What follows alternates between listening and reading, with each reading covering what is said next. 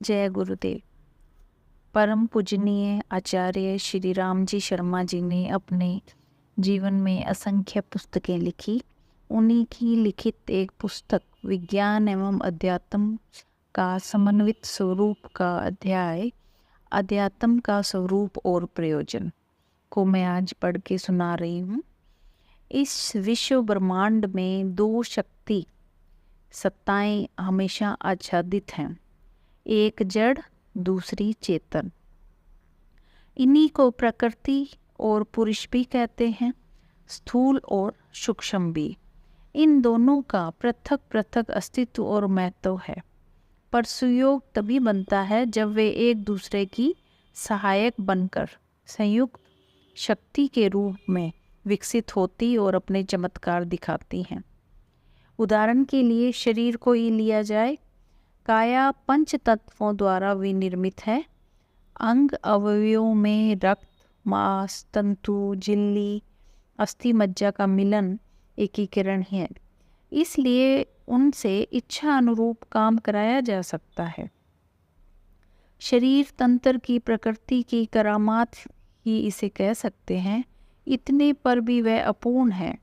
उसके भीतर एक चेतना काम करती है। उसी का अचेतन भाग श्वास प्रश्वास, निमेश उन्मेष, आकुंचन प्रकुंचन, सुषुप्ति जागृति आदि की व्यवस्था बनती रहती है। उसी का दूसरा पक्ष है सचेतन, जो सोचता, निर्णय करता और इच्छानुसार कार्य करने का आदेश देकर अनेकानेक क्रिया कृत्य संपन्न करता है। जब तक जड़ चेतन का संयोग है तभी तक प्राणी जीवित रहता है। दोनों के विलग हो जाने पे मृत्यु हो जाती है। मरा हुआ शरीर देखने में यथावत रहने पर भी सर्वथा निर्जीव हो जाता है, तेजी से सड़ने गलने लगता है, ताकि उसके घटक पृथक पृथक होकर अपनी मूल स्थिति में जा पहुँचे। निर्जीव शरीर बेकार है। शरीर रहित आत्मा अपना अस्तित्व भले ही बनाए रहती हो, पर उसका प्रगट परिचय देने तक की स्थिति में नहीं रहती। मरणोपरांत अदृश्य प्राण चेतना किस रूप में रहती है? पूर्ण जन्म से पूर्व उसे किस स्थिति में कहाँ रहना पड़ता है, उसका केवल अनुमान ही लगाया जा सकता है। कदाचित आत्म सत्ता कुछ अधिक सामर्थ्यवान रही होती तो उसे अपनी स्थिति पर ऐसा प्रकाश डाला होता जो हर किसी के लिए मान्य होता। पर आदिकाल से लेकर अद्यावधि इस संबंध में कुछ सुनिश्चित तथ्य हस्तगत हो नहीं सके हैं।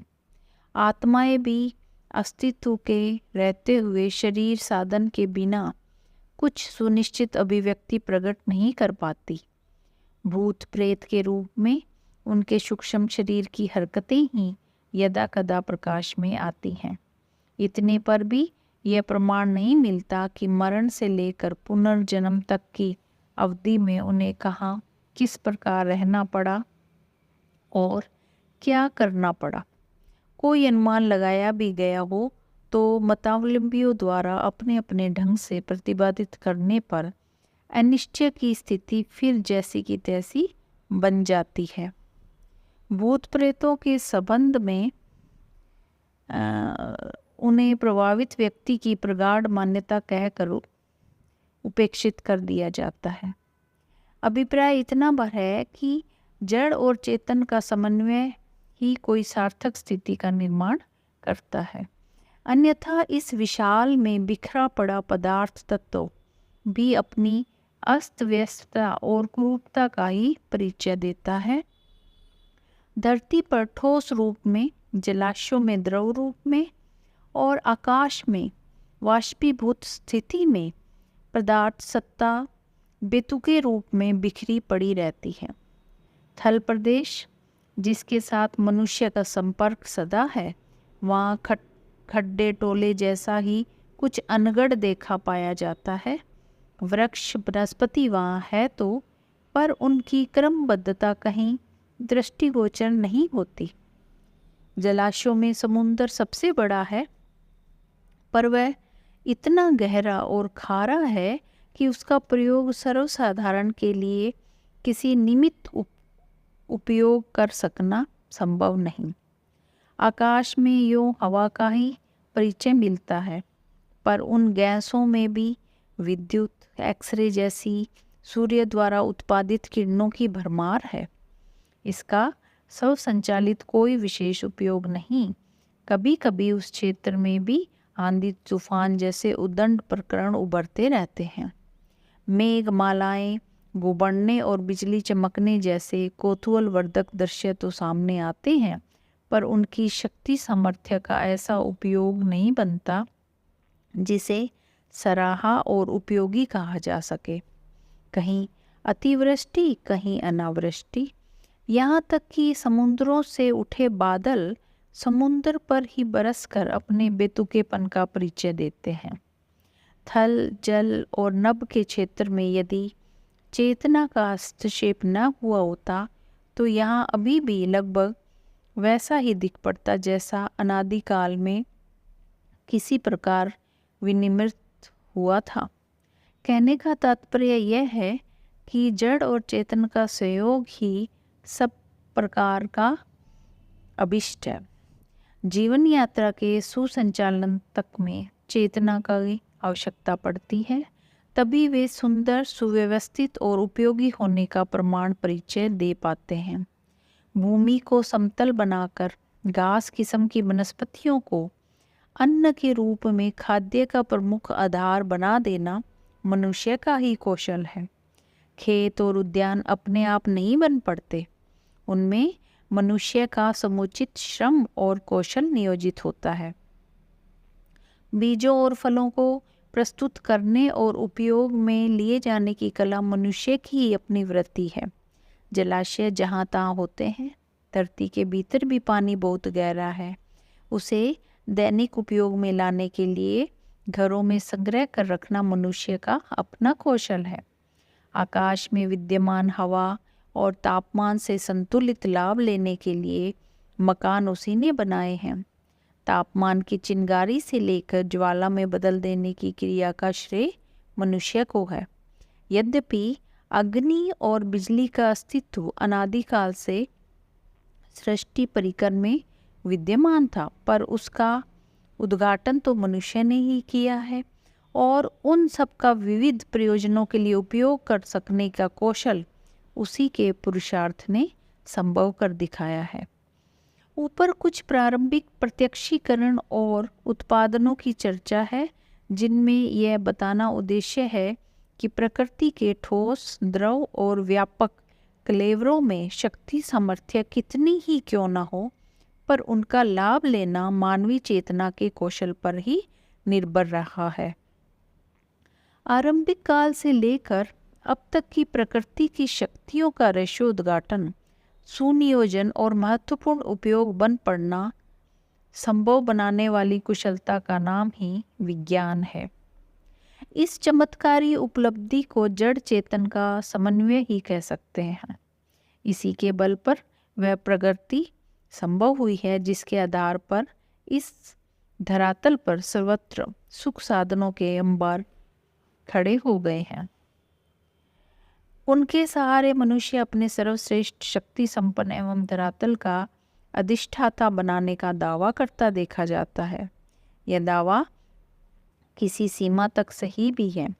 वन्य पशुओं और मनुष्यों की तुलनात्मक समीक्षा करने पर सहज ही जाना जा सकता है कि पदार्थों को सुनियोजित करने की क्षमता, जिसे विज्ञान कहते हैं, कितना सशक्त, समर्थ और सुविधाओं से भरा पूरा है। पदार्थ की अपनी स्वतंत्र सत्ता है। इसी प्रकार चेतना के भी स्रोत, उद्गम और कार्य क्षेत्र पृथक है। इस पृथकता के रहते हुए भी संसार इतना सुंदर और सुविधा साधनों से भरा पूरा बन सका, उसका श्रेय उस विज्ञान को ही दिया जा सकता है जिसे पदार्थ से लाभान्वित होने की कुशलता कहा जाता है। सामान्य प्राणियों की तुलना में मनुष्य कहीं अधिक सुखी समृद्ध है। यह तभी बन पड़ा जब विज्ञान का उद्योग करना और उससे लाभ उठाने की प्रक्रिया को अधिकाधिक सफलतापूर्वक संपन्न करना संभव हुआ। इस मोटी जानकारी के उपरांत एक और भी बड़ी बात विचारणीय रह जाती है कि पदार्थ का उपयोग जानना ही पर्याप्त नहीं, उसका सदुपयोग भी समझा जाना चाहिए। यह विभाजन रेखा मात्र पदार्थ तक ही सीमित नहीं है, वरन स्वयं चेतना के अपने आपे पर भी लागू होती है। इन दोनों महाशक्तियों का यदि सदुपयोग न बन पड़े तो फिर दूसरा पक्ष दुरुपयोग ही रह जाता है। विज्ञान को शक्ति और साधन उत्पन्न करने का श्रेय तो है, पर वह स्वयं इस स्थिति में नहीं है कि सदुपयोग और दुरुपयोग का अंतर कर सके। देखा गया है कि तात्कालिक लाभ की संकीर्णता प्रायः ऐसे सघन आवरण से भरी पूरी होती है कि उसे दूरवर्ती परिणामों की समझबूझ प्रायः नहीं के बराबर होती है। इसलिए प्रलोभनों, आकर्षणों, लिप्साओं की प्रबलता उपलब्ध शक्तियों का दुरुपयोग करने के लिए ही घसीट ले जाती है। जाल में फंसने वाली चिड़िया, मछली का उदाहरण इस संदर्भ में प्राय दिया जा सकता है। चाशनी में पंख फंसाकर प्राण गंवाने वाली मक्खी भी यही मूर्खता करती है। मनुष्यों में यह प्रचलन और भी अधिक है। जीभ का चटोरापन पेट खराब करने के उपरांत स्वास्थ्य का ही सफाया कर देता है। कामुकता के लिए आतुर लोग जीवन शक्ति को निचोड़ डालते हैं। बिना परिश्रम बहुत बड़ी संपदा अर्जित कर लेने के फेर में अपराधी कुकर्मों की श्रृंखला चल पड़ती है। तनिक सी स्फूर्ति पाने के लिए लोग नशेबाजी के कुचक्कर में फंसते एक प्रकार से अपंग अपाहिज बनकर रह जाते हैं। वैभव का विपुल संचय तृष्णा कहलाता है। वासना के उपरांत तृष्णा ही पदार्थ संपदा का बुरे किस्म का दुरुपयोग है। इसी त्रिदोष में यह अहंकार भी है जो दूसरों की दृष्टि में अपने को बड़ा सिद्ध करने के लिए ऐसे विचित्र आडंबर विनिर्मित करता है, मानो वही सबसे सुंदर, बुद्धिमान, पराक्रमी और संपन्न हो। ठाट बाट की खर्चीली साज सज्जा इसी कुचक्कर की प्रेरणा से खड़ी करनी पड़ती है। सस्ती वाहवाही लूटने के लिए, नाम छपवाने, बड़े कहलाने के लिए ऐसी विडंबनाएं रचनी पड़ती है जो स्वार्थता निसार होते हुए भी प्राणप्रिय लगती है। संक्षेप में यही है पदार्थ संपदा का दुरुपयोग। इसे विज्ञान वैभव को अनर्थ के लिए नियोजित करना कह सकते हैं। पतन तात्कालिक लाभ की आतुरता के साथ जुड़ा हुआ है।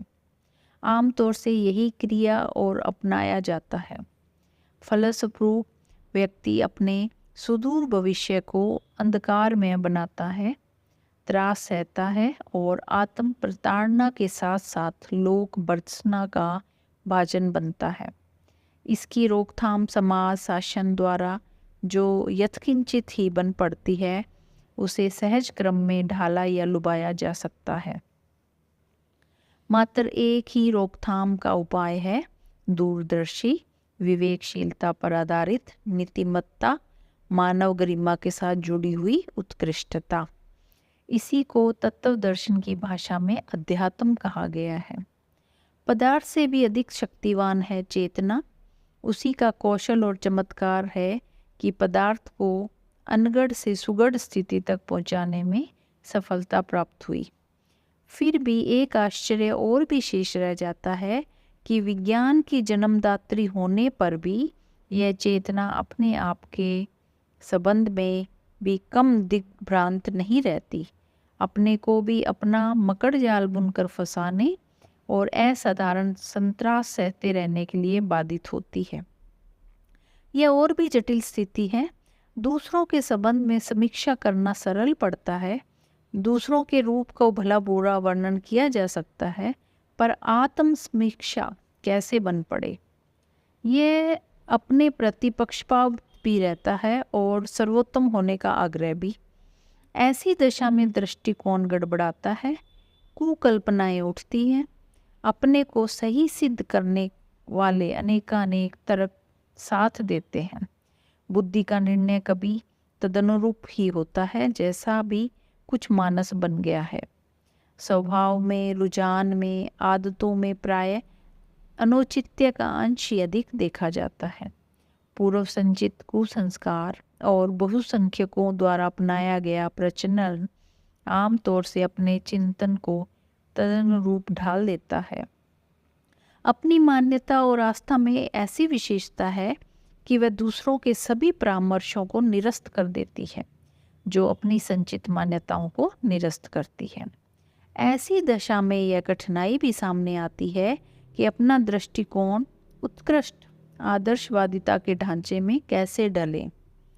व्यवहार में ऐसी शालीनता का समावेश कैसे हो जिसे मानवीय गरिमा के उपयुक्त कहा जा सके, जिसके आधार पर चरित्र और व्यवहार किस प्रकार ऐसा बन सके कि उपलब्ध साधनों का सदुपयोग बन पड़े, दूसरों के साथ सज्जनता स्तर का शिष्टाचार निभ सके।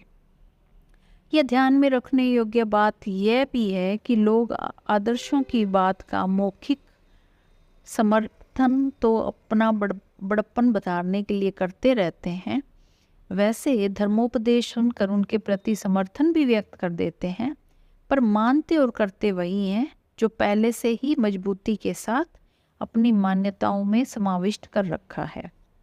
आत्म सुधार के क्षेत्र में यही भारी संकट है। उपदेश, परामर्श, शास्त्र उल्लेख, आप्त वचन जब कान मस्तिष्क तक टकराकर ही बाहर निकल जाए और उसका प्रभाव अंतराल की गहराइयों तक न पहुँचे तो चेतना का परिष्कार किस आधार पर बन पड़े।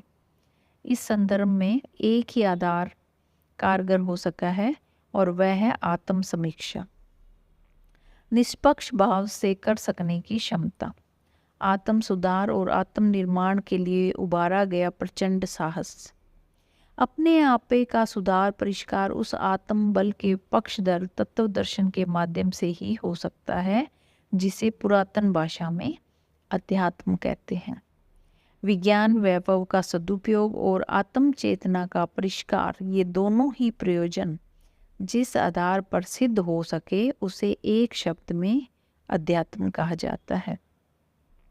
उच्च स्तरीय तत्व दर्शन भी लोक व्यवहार में अध्यात्म और विज्ञान की दो पृथक धाराएं बन गई हैं। दोनों ने अपने अपने दुर्ग अलग अलग खड़े कर लिए हैं। भ्रांतियां दोनों पर ही अपने अपने ढंग की सवार हैं।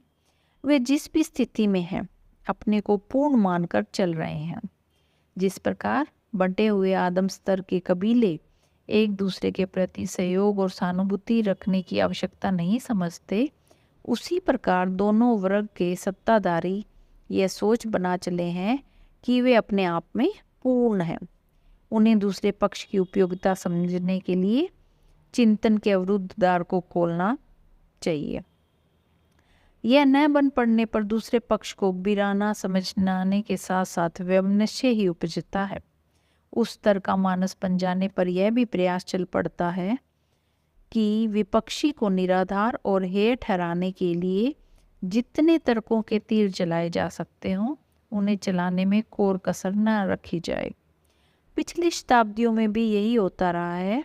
जब अध्यात्म का किला मजबूत था तब उसके बुर्जों पर बैठी तोपची विज्ञान को आसुरी माया जाल बताते रहे, शैतान की करतूतें भी बताते रहे। अभ्यास प्रक्रिया की सीमा से उन्हें आगे बढ़कर जब विज्ञान ने अपने नए नए अनुसंधानों को यथार्थवादी बताया तो उन्हें जुठलाया ही नहीं गया, वरना त्रास देने में भी कुछ उठा न रखा गया। अब इस शताब्दी में विज्ञान ने बाजी मार ली है और अपने आविष्कारों के आधार पर मिलने वाली सुविधाओं के चमत्कार से सर्वसाधारण का मन मोह लिया है, तो उसने भी अपने विरोधी के प्रति कमर कसने में कोई कसर नहीं रखी है। वैज्ञानिक क्षेत्रों में अध्यात्म को अंधविश्वास, कल्पनाओं की उड़ान और प्रतिगामियों का बौद्धिक षड्यंत्र कहना शुरू कर दिया है। धर्म को अफीम की गोली और तत्व दर्शन को भ्रांतियों की पिटारी ठहराना शुरू कर दिया है। इस द्वंद्व में मनुष्य जाति की असीम क्षति उठानी पड़ रही है। गाड़ी को खींचने वाले दो बैल यदि परस्पर सींग मारने पर उतर आए तो यात्रा हो ही नहीं सकेगी।